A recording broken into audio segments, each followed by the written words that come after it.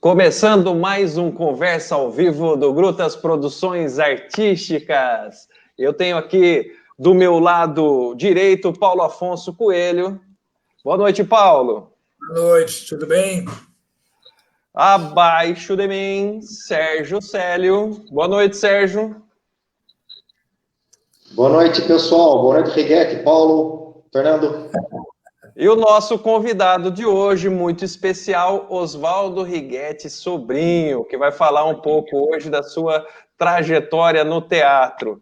Boa noite, Riguete. Boa noite a todos e todas possíveis. Um abraço, grande abraço a vocês. Eu quero lembrar que quem estiver assistindo pode participar com a gente, deixando comentário no vídeo lá, vai aparecendo aqui para a gente comentar. Né? Deixe seu comentário na página do Grutas. Você pode seguir também a fanpage do Grutas no Facebook, facebook.com/GrutasTeatro, e também no Instagram, @GrutasTeatro. Então, vou começar com a perguntinha que eu fiz para todo mundo, Riguete. O que te levou ao teatro? Paulo Afonso Coelho. Foi ele que te arrastou, pessoalmente? Foi. Conta pra gente aí como é que foi o convite. Na verdade, eu acho que foi lá pelo fim dos anos 60, 69, 70, início 70, talvez. O Paulo começou a fazer umas peças, eu comecei a acompanhá-lo nos ensaios, e aí ele me chamou para ajudar a fazer a iluminação. Na verdade, a gente não fazia iluminação, a gente segurava o refletor. Segurar. Então você foi convidado para segurar o refletor no Grutas. Pois é, segurador de refletor, não era iluminação. E aí a gente começou assim. Acho que foi com os pequeninos. Não me lembro se teve algum espetáculo antes. Me lembro que a gente ia ensaiar lá em Valinhos. A gente se apresentou no cinema uma vez lotado. Acho que tinha umas 1.200 pessoas ali assistindo. Na época, o teatro chamava as pessoas, né? Dizia que ia ter uma peça de teatro, o teatro lotava semanas, né? Os teatros, o pessoal que fazia teatro profissionalmente mesmo, na época a gente começou, lógico, não era amador, né, Paulo? Sim. Mas o Paulo já era o profissional do teatro. Mas o teatro lotava de terça a domingo, todas as peças. De segunda-feira, tinha um espetáculo que era para todos os atores dos outros espetáculos poderem assistir. Então, era teatro de segunda a segunda, ou de domingo a domingo. E na segunda-feira tinha o espetáculo para classe, que eles chamavam, né? Isso no final de 60, 70, acho que 80 também. Né? Hoje, a gente vive uma dificuldade tão grande para levar público, né? É uma tristeza. Mas começamos aí. E aí fui ajudando o Paulo na iluminação, segurando os refletores, carregando o piano. E me lembro que em 71 ele foi me levar de volta ali para o Cambuí, na casa do meu avô, no final de um domingo, ou melhor, no final de um ensaio de domingo. E ele falou, faz comunicações. Né, para eu fazer comunicações. Eu estava para fazer vestibular, né? Para fazer o cursinho. Aí eu pensei, e falei, não vou fazer não. Não vou ficar carregando refletor, não. Eu não quero fazer isso. E aí eu fui fazer medicina, né? Aí eu fui fazer medicina. E o meu irmão entrou no meu lugar. O Richard Riguete, hoje esse grande ator, grande palhaço, grande pessoa do teatro, me substituiu para carregar refletor. E aí ele foi para o palco. O Paulo estava fazendo uma peça chamada Zetas, fez os Zetas, e o Nê foi para o palco. O Richard Riguete foi para o palco e começou como ator. E daí o teatro ficou para você como mais um métier do que uma profissão. Aí eu virei o espectador. E o Pena, o seu Pena, do Paulo Afonso, do Sérgio, aquele mesmo, me vendeu uma câmera fotográfica, uma Olympus Trip. Era uma câmerazinha 35mm. E essa câmerazinha eu comecei a fotografar teatro. Aí o meu irmão, Richard Righetti, estreou o grande espetáculo, um dos maiores espetáculos do teatro brasileiro, chamado Rasga Coração. Com Raul Cortez, Ari Fontoura, Roberto Petrin, estavam iniciando ali Débora Bloch, Guilherme Caran, era um grande elenco, eram 22 atores ou mais. E eu fui para o Rio e levei a câmerazinha que o Pena tinha vendido para mim. E, escondido ali, comecei a clicar. E aí eu comecei a fazer fotografia de teatro. Foi aí que eu iniciei a minha carreira de fotógrafo de teatro. Então eu passei de carregador de refletor para fotógrafo de teatro. Comecei a fazer, e as pessoas gostavam muito das fotos. E aí eu comecei a fotografar, e os atores, grandes atores, grandes diretores, viam as fotos, e aí começaram a me chamar para fazer as fotos. E o Paulo Afonso, obviamente, né? Comecei a fotografar as peças do Paulo também. E aí comecei a fotografar. Então foi para um outro canto. Vou deixar para você fazer pergunta, vamos lá. Não, a ideia é ser um bate-papo, é ser uma conversa e lembrando das coisas e puxando o assunto, né? E eu já vou deixar de antemão aqui uma proposta para o Paulo, convidar o Richard para a gente fazer a conversa ao vivo aqui também, né? Isso é com certeza ele vai fazer. Um cara... Hoje acho que ele está fazendo o Andarilho, se eu não me engano, um live do Andarilho, se eu não me engano. Hoje começa às 8 da noite. Dá para sair daqui e ir lá assistir. Então o pessoal procura o Richard Righetti aí, às 8 da noite. Vou conversar com ele, Legal, sem dúvida. As fotos, pode enviar para a gente foto também, viu, Righetti, das fotos que você tirou do Grutas, para a gente ir postando no nosso Instagram. Fernando, eu sou analfabeto nessa questão de mídia, de computador, essas coisas. Então eu vou tentar passar para o Paulo as fotos. Eu até procurei os negativos, procurei as fotos hoje da peça A Beata. A Beata Maria do Egito, e não achei, Paulo. Eu achei todas as fotos daquela exposição que eu fiz na PUC, inclusive eu estou aqui com as fotos das primícias e dos sobreviventes. Vou tentar fazer uma coisa aqui, quem sabe a gente consegue visualizar.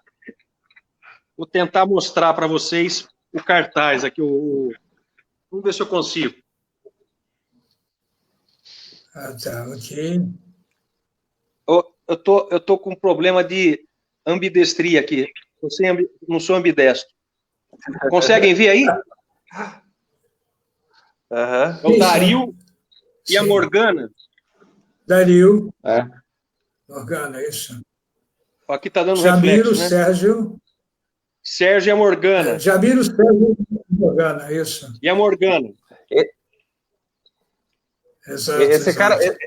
Esse cara de aberto a camisa, assim, estilo espanhol, esse playboy assim, aí. bigode. Esse playboy é o Sérgio? do Nordeste, é ele. Tá certo. Aqui o Jamiro, o padre. Isso.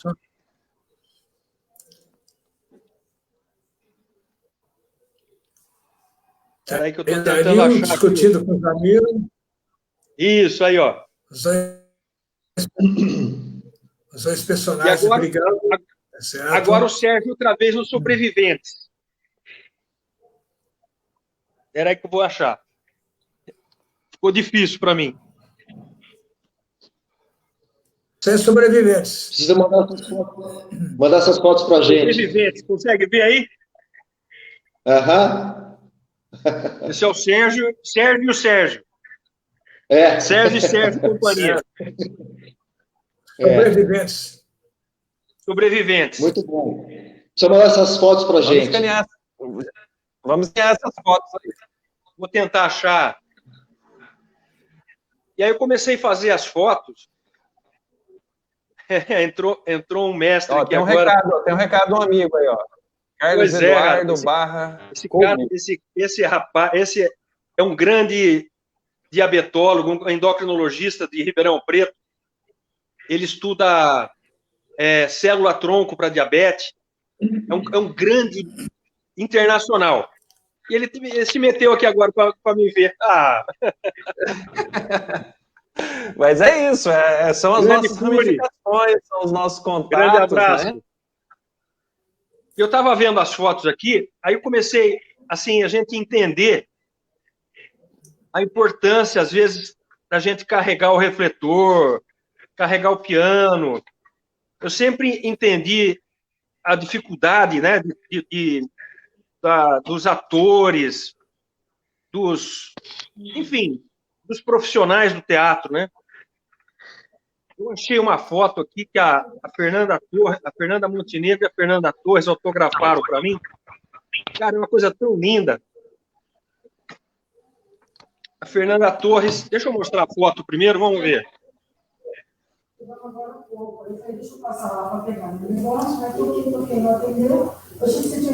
Dá para ver aí? Essa daí é a Fernanda Torres e a Fernanda Montenegro, não é, nessa foto? São as Fernandas. Fernanda Torres e Fernanda Montenegro. Eu já vi essa foto pessoalmente.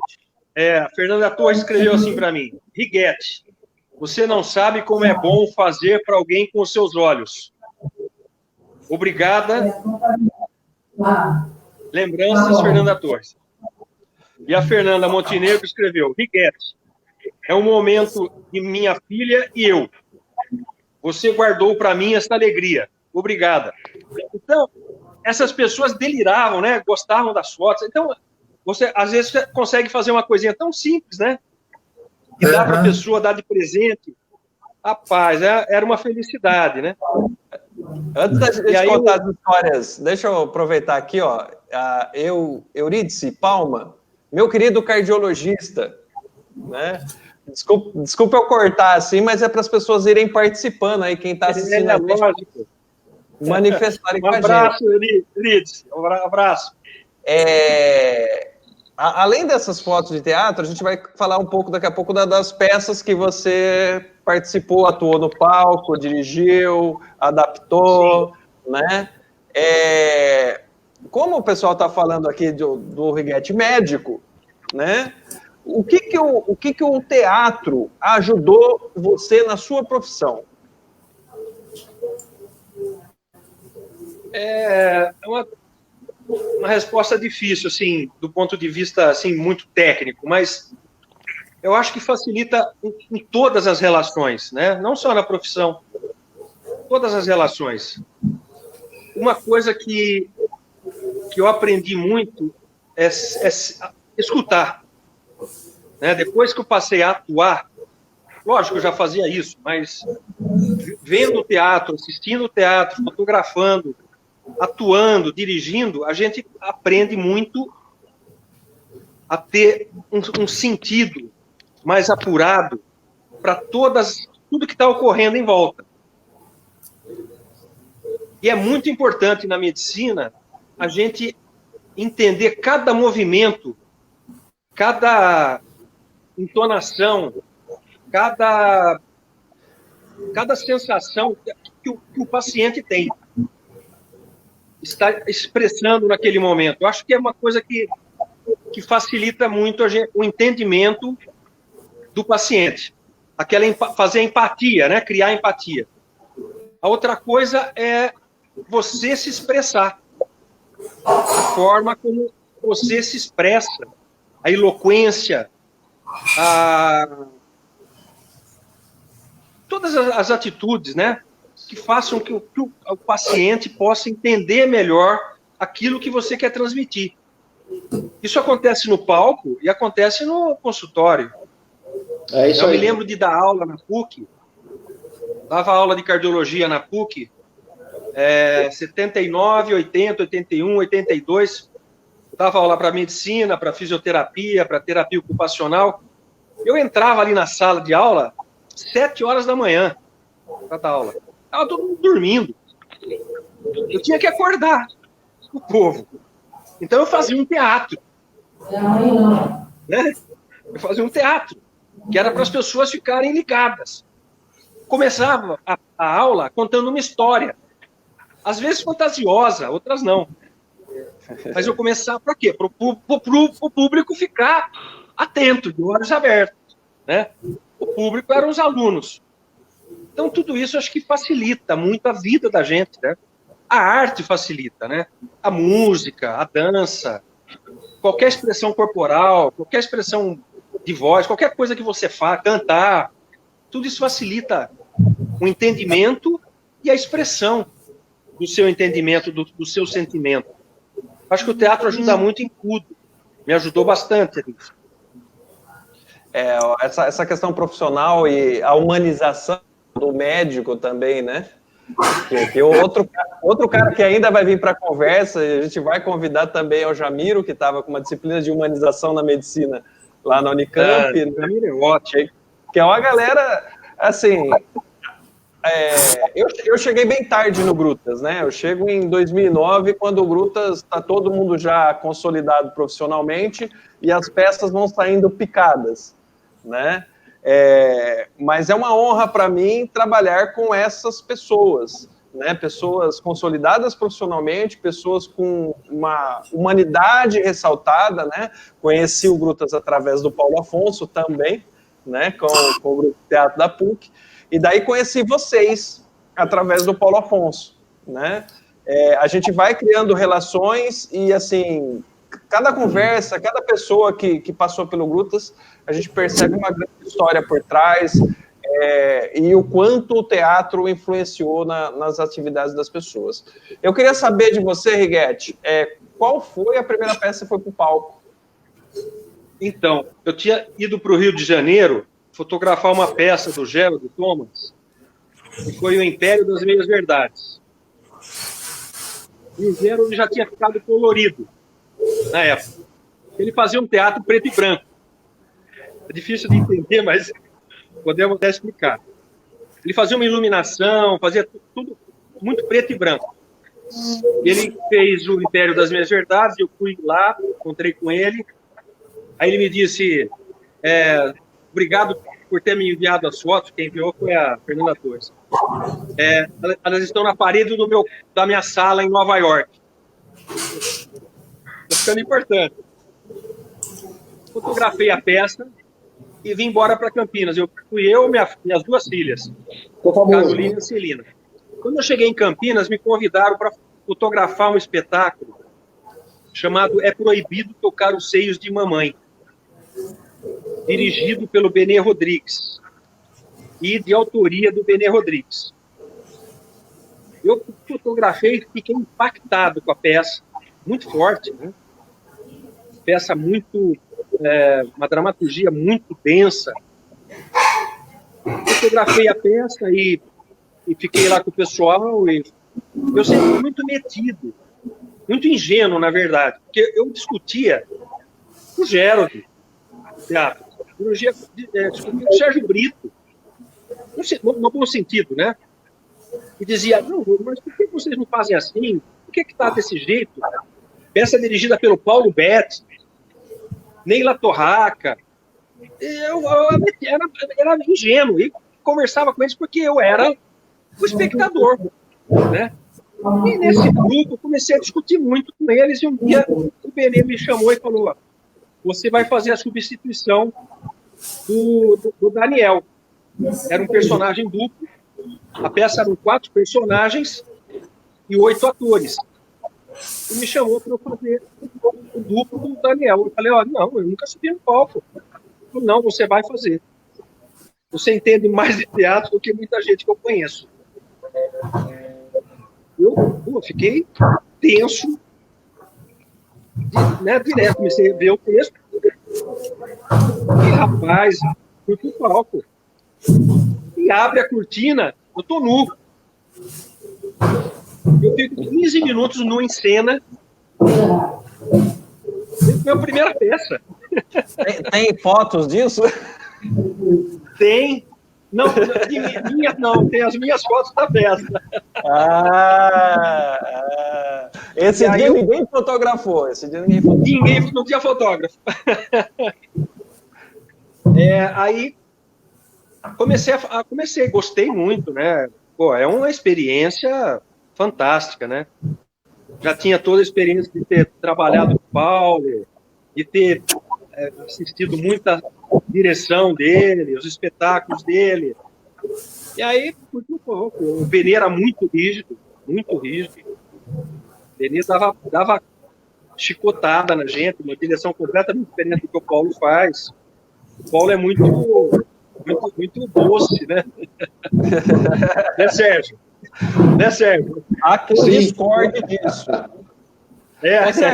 Ô, Sérgio, provoca o Righetti aí de alguma história que você lembra. Eu acho que a gente poderia aproveitar dele falar sobre Folias do Coração, né? Como ele conseguiu, né? Como ele ficou sabendo, né, do texto, como ele trouxe para cá para a gente fazer, foi muito legal.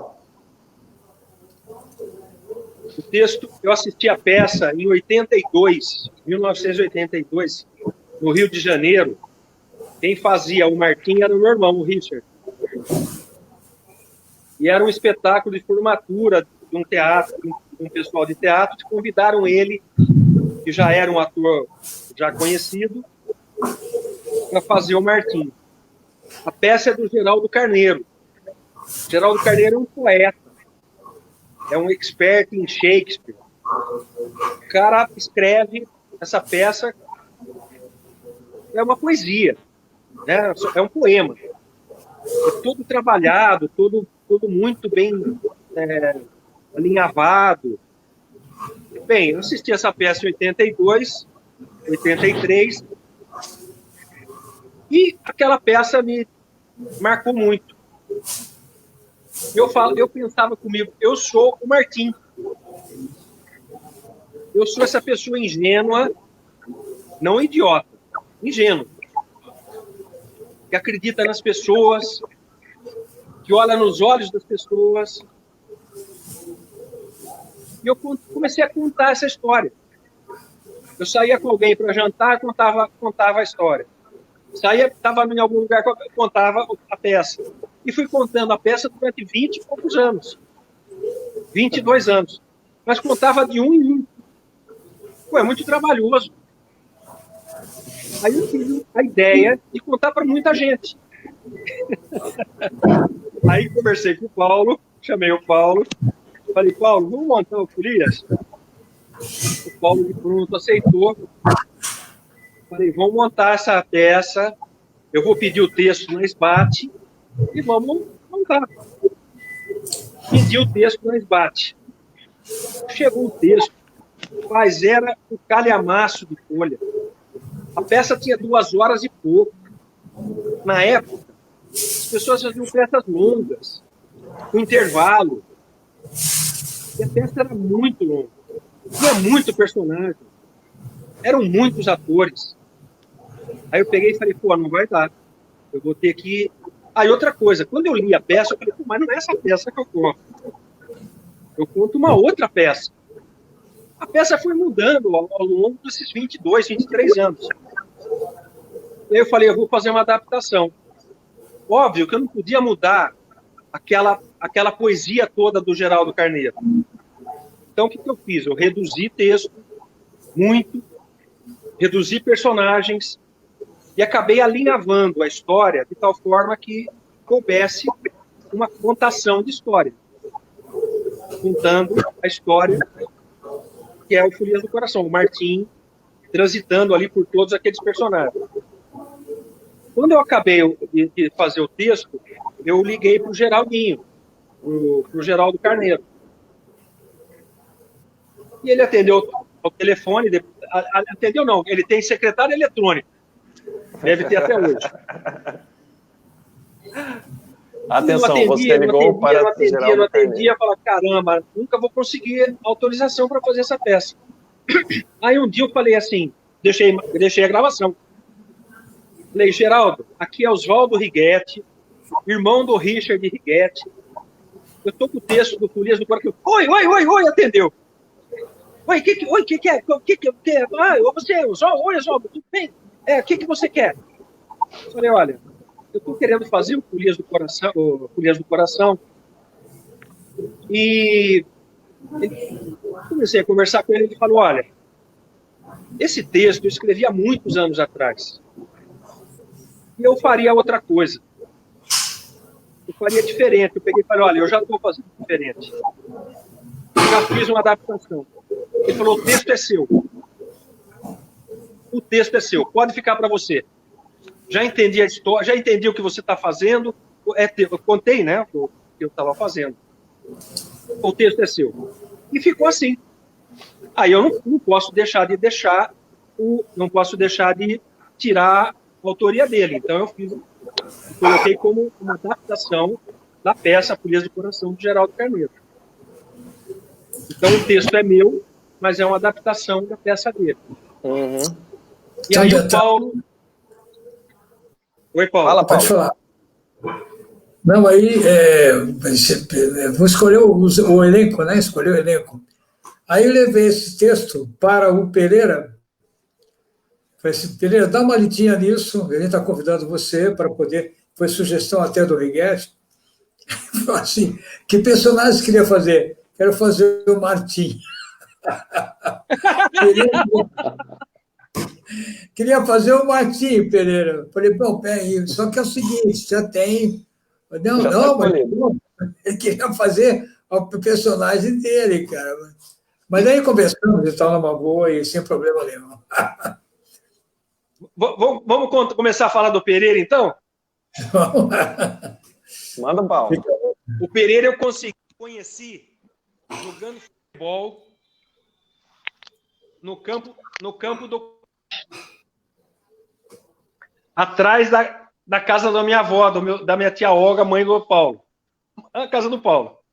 Tinha um campinho de futebol e ele jogava a lá Ademir da Guia. Foi lá que eu conheci o Pereira. Depois, o Paulo tinha um grupo de teatro chamado Eu Só Artes. Opa! Ele não confessa isso. Ele vai falar que é mentira. Mas o grupo de teatro chamava Eu Só Artes. O Eu Só era ele mesmo, Paulo. É um grupo só de Eus Artes. E quem atuava? Pereira. Luiz Pereira. Pereira fazia... Eu assisti uma peça no Centro de Ciências. Centro de Ciências e Letras. Isso. Um monólogo do Pereira. Com um guarda-chuvinha. Cara, ele transformava aquilo numa poesia. Ele é um palhaço. Ele é um ator de rua. Mas ele ia para o palco e fazia palco. Ele sabia encantar, né, Paulo? Opa, tranquilo. Ele encantava as pessoas. E, lógico, ele colocava 1 milhão de cacos. Então, o texto era um e ele fazia outro. E assim foi no Folias também. O Folias, com a participação dele, a peça tinha 1h30 e alguma coisa. Quando ele foi substituído, infelizmente, com a morte dele, a peça caiu para 1h26. Mas por quê? Porque ele tomava conta da peça, ele tomava conta do palco. Vou contar aqui o primeiro ensaio meu com ele no Folias. O grupo era muito grande, eram 12 atores e um músico, que era o Henrique Torres. Então, eu sugeri para o Paulo que a gente dividisse a direção entre o Paulo e o Feliciano. Porque a gente poderia ensaiar em separado. Então, nesse dia, o Paulo estava ensaiando todo o grupo lá, uma cena que estava todo o grupo, outras cenas.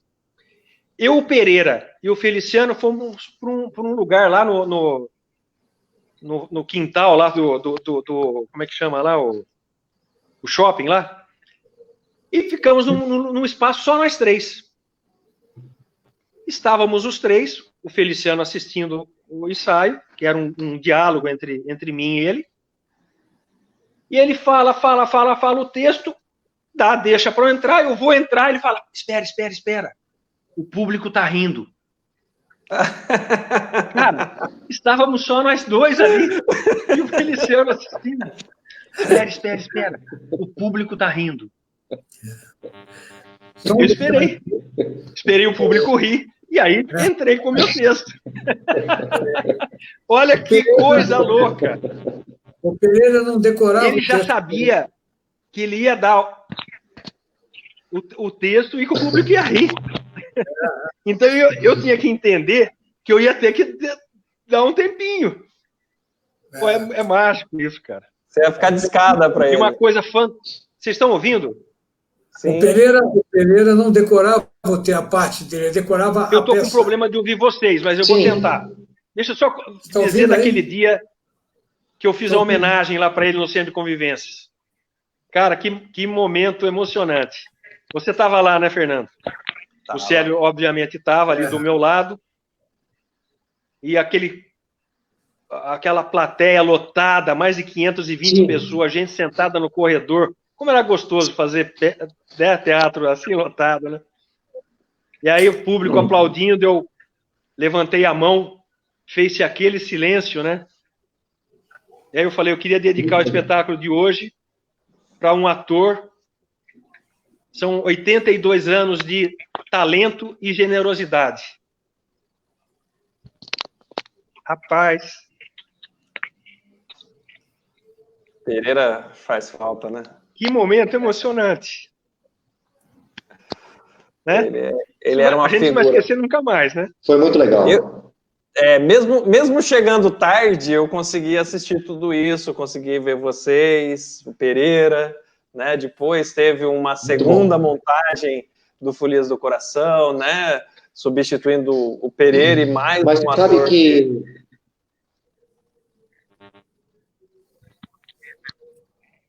Tá ouvindo? O Sérgio travou?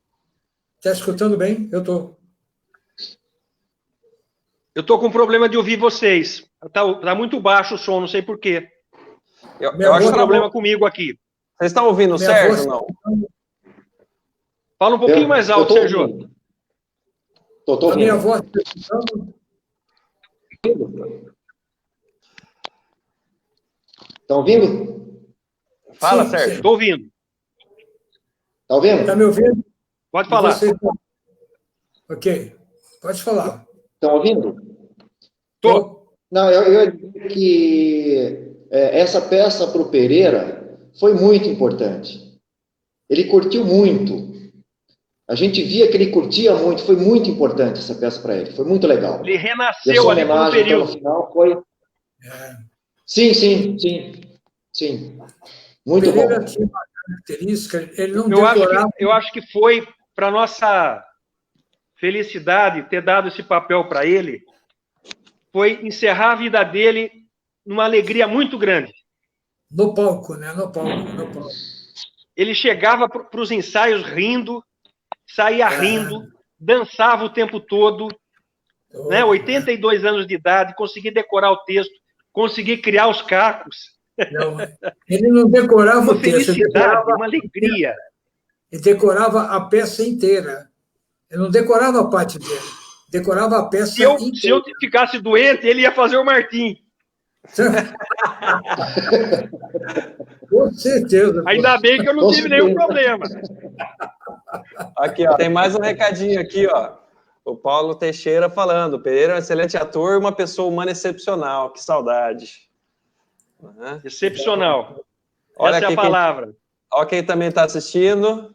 Né? Muito Clarinha. emocionante falar do Pereira. Né? E é isso, né? Alguém encerrar a sua vida alegre como foi assim a participação do Pereira em Folias do Coração foi muito importante. Eu acho que foi um presente que, inconscientemente, sem saber, a gente conseguiu dar para ele. Depois disso, Depois disso, ou antes, não lembro a sequência, você dirigiu pelo Grutas A Dona da História, não foi? Foi verdade, tinha esquecido. Com a Cecília e com a Andréia do palco. Foi uma experiência muito interessante. Eu tinha feito uma assistência, uma co-direção, uma direçãozinha do espetáculo do Paulo, que infelizmente não aconteceu, mas essa foi a primeira direção mesmo, que foi muito eu consegui ali trazer tudo que eu tinha aprendido de relacionamento de diretor e ator para aquelas duas atrizes. A Andréia me ligou um dia pedindo para eu dirigir a peça. Eu falei, não, Andréia, eu nunca dirigi nenhuma peça, não me sinto à vontade, e não, obrigado. Tal. Ela pegou e falou, sabe o que é? Para dirigir essa peça, precisaria ser uma mulher. Eu dirijo. Um desafio muito grande. Né? As pessoas me dizem muito isso, que eu tenho um lado feminino muito forte. E o entendimento da mulher, o entendimento talvez, não sei, não achei o adjetivo, mas bom, enfim, eu falei, eu aceito. Elas me apresentaram o texto, que é do João Falcão, né, um grande escritor, faz cinema maravilhosamente, faz teatro maravilhosamente. Eu falei, isso aqui não é uma comédia. Foi o primeiro tom que eu dei. Que eu aprendi que a gente tem que dar um tom para as coisas. E para essa peça, eu não queria que fosse o riso pelo riso. Então, o que eu disse para elas? Isso aqui não é uma comédia. É uma peça feminina. E nós vamos fazer através da ótica da mulher. Eu apaguei a luz no primeiro dia de ensaio, coloquei elas deitadas de cabeça, com as cabeças juntas e o corpo invertido. Então a cabeça de uma estava com o corpo para lá e a cabeça para lá. Enfim, coloquei uma música muito densa, que é da trilha do Lavoura Arcaica, e falei para elas, tudo que vocês disserem desse texto, todos os movimentos seus, vai passar por todos os sentimentos que vocês tiveram enquanto mulher. A repressão dos seus pais, o assédio na rua, ou seja, eu mudei a ótica delas em relação ao que elas tinham da peça. Porque elas vinham fazendo a leitura do espetáculo já há algum tempo. Então, o que acontece? Você faz um registro que não era aquele que eu queria. Elas falavam para mim que era uma comédia. É uma comédia, tudo bem, mas vamos partir do princípio que não seja. Então, aqui eu comecei a sentir uma direção. E comecei a colocar para elas. Segundo, coloquei elas sentadas e elas ensaiaram durante uma semana o texto sentado. Para dificultar a movimentação. Que eu queria que elas trouxessem para dentro delas a força do texto. Que o texto é muito importante no teatro, óbvio. Tudo é importante, mas o texto é muito forte. O texto é muito importante. Então, eu queria que elas colocassem isso. Aí, na segunda semana, eu coloquei elas em pé, e aí comecei a fazer as marcações. E aí, eu comecei a transformar aquele texto, que poderia fazer rir o tempo todo, em alguma coisa de reflexão. Então, cada coisa que elas falavam tinha uma densidade. E o público, eu falo, quando a gente terminou, quando a gente conseguiu passar todo o texto ensaiando, eu falei para elas, Eu prefiro que o público saia com um sorriso nos lábios, uma lágrima no olho, mas que não riam o tempo todo. E foi isso que aconteceu. Foi impressionante, cara. A gente acabava os espetáculos, o pessoal vinha abraçar, chorando. E rindo. Rindo de ter se visto naquele texto. Principalmente as mulheres, obviamente. A dona da história, o Paulo me chamou e falou, a gente precisa de alguém de suporte de produção para socorrer, caso tenha algum problema, para acompanhar, né, que são 2 atrizes no palco, ficar do bastidor, tal, acompanhar. Você tem alguma história para contar, Paulo? De que estourou o refletor. Lembra disso, Rigueiro? Lembro, como lembro. Uma tristeza aquilo. O centro de convivência, gente, tinha goteira, e quando chovia, corria água por trás do palco, às vezes pingava no palco, né? Os 7 Pecados, quando eu apresentei, estava pingando água no palco, né? E caiu... foi uma tristeza. Caiu água num refletor, né? Estourou a lente e desceu a lente quente na plateia, né? Eu fiquei extremamente assustado, sem saber o que fazer, mas a sorte que tinha muito médico naquela situação. Né? Foi um espetáculo que foi muito cardiologista. A galera eu fazia a luz desse espetáculo também, né? Fazia a luz do espetáculo. E eu estava operando a luz. Então, na hora que eu percebi, eu acendi a plateia, e aí dei um sinal para as atrizes que estavam no palco, para esperarem um pouco, e depois dei o segundo sinal para elas reiniciarem, quando já tinha feito toda... Eu que corri lá, fui conversar com a pessoa, o pessoal já socorreu, já levou, porque caiu... Levaram a menina ali pro Irmãos Penteado. Vidro incandescente ali, falei, nossa, que desespero, sem saber o que fazer, desesperador. Isso mostra, já na época, como é que estavam os nossos teatros, né? O centro de convivência foi abandonado, né?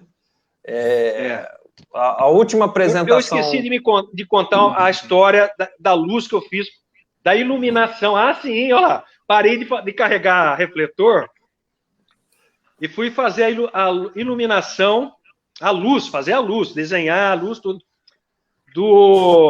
a estação, a última estação. Última estação. Uhum. O Paulo já tinha uma planilha, uma planilha de luz, tudo, mas aí eu fui modificar algumas coisas, né? Porque a iluminação, para mim, passou a ser importante porque eu comecei a fotografar. Então, eu fotografando, eu percebia o que precisava ter de luz, né? E eu fiz muita luz com o Gerald Thomas. Toda vez que eles vinham para Campinas, eu ia lá e ficava o dia todo, a madrugada toda. Eles ficavam montando luz durante 12 horas. Era 12 horas. Wagner Pinto, que era o iluminador dele, limpava todas as lentes, baixava as varas, sabe? Era uma sensibilidade muito grande para tudo, né? Bom, enfim, eu aprendi muito com ele. E aí, a peça do Paulo, a última estação, o cenário tinha uma projeção de uma foto, né, Paulo? Uma foto de uma estação. Não sei se era da Estação da Luz, de uma estação. E essa projeção ficava acesa o tempo todo. E os atores saíam e entravam em cena com aquela projeção. Então eu pensei, bom, vamos fazer aqui uma luz que fique acesa o tempo todo também. Aí eu fiz um cubo, né? Um cubo preenchendo quase todo o palco, recortado para formar um cubo. E falei para o Jonas é o técnico lá do Centro de Convivência, e falei para o Jonas, quantos elipsoidais você tem ainda aí? Ele falou, tenho 5. Então faz um favor para mim, você fecha o elipsoidal o máximo que você puder, sobe lá nas varas e coloca os 5 na mesma angulação. Angula a 60 graus, o mais fino possível, e deixa branco. Então o que aconteceu? Ficou aquele cubo azul, a projeção lá no fundo, não interferia na projeção, e esses focos cortando o palco, 5 focos cortando o palco numa inclinação de 60 graus. E o Jonas ficou olhando para mim assim, falou, pô, que é, né? Que é isso, né? Por que é isso? Por que disso, né? E fizemos outras coisas lá, o Paulo se lembra, uma luz da locomotiva que vem quando o Sérgio vai em direção à locomotiva. E o final da peça... Tem uma projeção. Tem outra projeção, que é uma projeção linda do trem indo embora.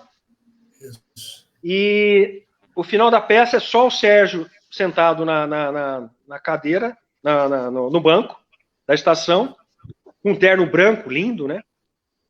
Com uma rosa vermelha na mão. E ele morre. Ele morre e solta a rosa.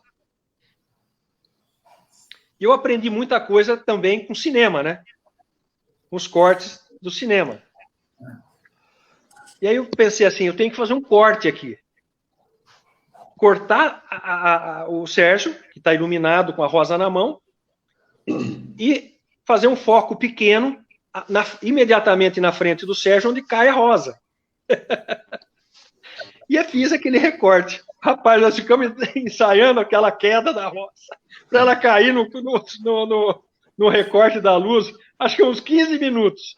Sérgio, vem com o corpo um pouquinho para frente e solta, porque ele soltava a rosa já encostado no banco morto, né? Vem um pouquinho para frente, rapaz, e a rosa caiu ali no centro, e aí dá o blackout e aquele foco na rosa só. Pô, ficou lindo, né, Paulo? Ficou lindo. E a gente ganhou melhor iluminação, né?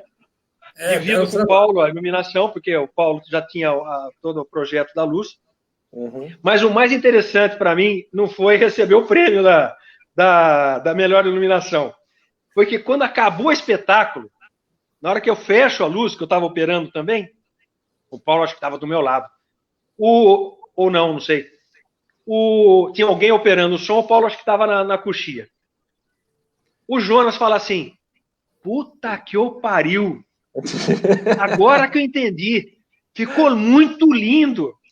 Que ele não tinha entendido aqueles focos.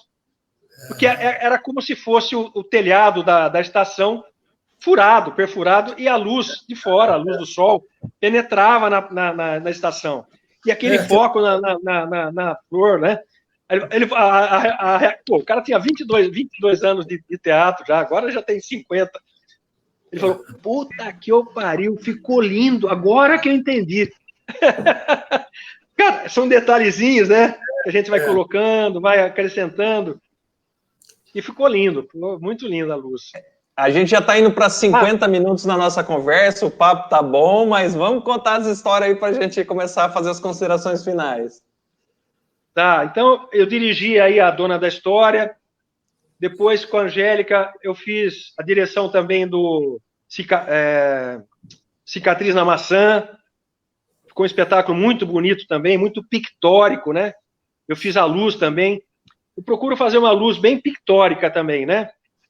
E era um espetáculo muito denso também, eu peguei um Caravaggio, veio um Caravaggio na minha mente, eu fiz uma luz bem de contrastes, né? Luz e escuridão, luz e escuridão. Então, eram todas luzes bem, quase a pino. Então, foi uma luz também muito interessante que eu fiz, gostei muito. Ganhei prêmio também com essa luz. Ganhei prêmio de melhor direção também dessa peça. Ela ganhou também melhor atriz em festivais aqui pelo interior, né? Então, foi uma experiência muito, muito boa também. Um espetáculo muito lindo. As fotos também eram minhas, a luz era minha. Então, é estranho dizer, mas ficou tudo muito lindo. É importante a gente gostar do que a gente faz também, né? Não Pois ficar é, só... e as pessoas trazem esse feedback, né? Vem agradecer, nossa, que lindo isso, que lindo aquilo, como ficou bonito isso, como pegou, sabe? Então é muito interessante. Fazer teatro é essa magia, né? Fazer teatro é essa magia. Não tem... O Paulo sabe muito bem disso, né? Sabe transformar coisas pequenas em coisas mágicas, né? Ele fazia espetáculos lindos lá, eu não tenho visto ultimamente, mas lá na década de 70 mesmo, 80, década de 80, aquela multidão, né? E fazia espetáculos com 80 pessoas, sei lá quantas pessoas. Cara, ficava numa... Ó, o Folias do Coração ficou maravilhoso, né? Aquele figurino, né? Era lindo. Você sabe, Fernando, eu falei do personagem, né? Que o personagem olhava nos olhos da pessoa, né? Você sabe que eu não consegui, eu só consegui descobrir o figurino vendo as fotografias, porque o meu personagem só olhava nos olhos. Por isso que ele não conseguia entender que aquelas pessoas eram loucas. Aquele general das flores, aquele figurino dele é muito interessante. Eu nunca tinha visto. Fantástico. Contracenava com ele, eu nunca tinha visto. Vamos contar uma coisa engraçada aqui, que foi dramática no dia. Nesse dia, foram muitos cardiologistas. Tinha um grupo de cardiologistas que chamava Clube do Coração, e eles foram nesse dia. E nesse dia o espetáculo começou uns 3 minutos antes das 8. Tanto é que quando deu o terceiro sinal, eu fiquei desesperado, correndo, querendo entender o que estava acontecendo. E o pessoal tinha combinado de se encontrar no saguão às 8. Então o que aconteceu? Começou o espetáculo, começou a abrir porta, entrava gente, abrir porta, entrava gente, e a gente lá atuando. E o almirante Polidoro esquece o texto. Eu acho que ele se distraiu com a abertura de porta, não sei o que aconteceu com ele, porque ele nunca falou. E esqueceu o texto. Você estava lá atrás, eu acho, não estava, Fernando? Eu devia estar, Esquece o texto. Rapaz, na primeira... dramático isso, né? Isso é dramático. Na segunda montagem eu fiquei lá atrás. Esse aí estava na primeira ainda. Essa foi na primeira. Nesse mesmo dia, o Feliciano, fazendo o General das Flores, esquece o texto. Eu e ele contracenando. De repente eu vejo que ele para de falar e ele passa por mim marchando, passa para lá marchando e passa de volta e fala assim para mim: eu não sei o que fazer. Aí eu falo para ele: eu também não sei. Eu também não sei. Era a deixa que eu tinha que dar para ele. Eu também não sei. Pumba! Ele vai para frente e dá o texto. Olha que coisa interessante, né? Eu falei, eu também não sei. Era uma cena super surrealista, né? Ali cara, era tudo, lindo né? aquilo. Muito bonito. Era lindo. Ele transformava o momento num momento sublime, num lúdico. Eu me lembro da estreia nossa, e a gente passando para cá, e eu falando com ele, e a plateia ria, e a plateia ria. E eu pensava, pô, do que a plateia tá rindo? Cara, não é para rir. Eu pensava. E a gente estava ensaiando muito, eu sabia o tom de voz que ele tinha, sabia todo o movimento dele. Ele vai para frente do palco, traz a coisa aqui para dentro, traz o tom que estava pouco agudo, o mais grave possível, e começa a falar o texto. Rapaz, a plateia murcha. O que faz um ator com experiência, cara? Ele vai para frente do palco, porque as pessoas não estavam entendendo o texto. Não estavam entendendo que aquilo era um drama dele. Que talvez ele tivesse sido alguém que quisesse ser um general um dia, mas ele era um louco. E aí ele traz tudo aquilo. Aí ele fala, não se preocupe, Martim. Eu também não sabia. E aí começa a falar o texto. Rapaz, você sente a plateia murchar. Aí traz a coisa para reflexão. Então, são momentos, né, lindos, né, que o teatro traz para a gente.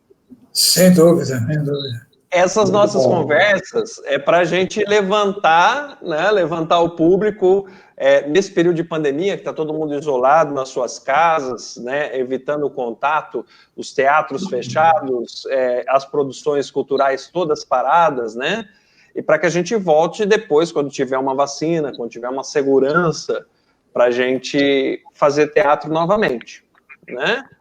Nós contamos essas histórias, registramos as histórias do Grutas, e nessas considerações finais aí, antes de você finalizar a nossa conversa, eu queria deixar 2 frases. Um dia eu tinha 20 anos, eu queria ter uma história para contar. E as bombas estão desarmadas, o povo está salvo. É lindo, né? Você vê que os textos são muito ricos. Desculpa, Paulo. Sérgio. Opa! Fala, Sérgio. Não, concordo plenamente. Os textos são incríveis, né? E a gente, como ator, levar isso para o público, né? É incrível, né? Acho muito legal isso. Muito bom. Tá certo, gente. Obrigado, Righetti, por aceitar esse convite da nossa conversa, né? A gente vai tentar fazer aí nas próximas semanas conversas com outras pessoas, essas conversas ao vivo, né? Obrigado por aceitar o convite, o Paulo Afonso aí participando, o Sérgio sempre com a gente também. Manda um abraço pro povo aí. E Righetti continua com a gente aí participando. É para mim, Fernando, desculpa. Assistindo aí também. Vamos fazer o convite para o seu irmão aí para conversar, e no dia que seu irmão vier, você participa da live também. Sim, com certeza. Vai colocando as pessoas, todo mundo aí. Tá bom, gente? Uhum. Obrigado por participação, obrigado quem teve a paciência aí de ficar quase 1 hora ouvindo a gente contar as histórias de teatro, e que a gente possa produzir mais coisas aí no final, quando o povo estiver salvo. Muito obrigado. Abraço. Grande abraço.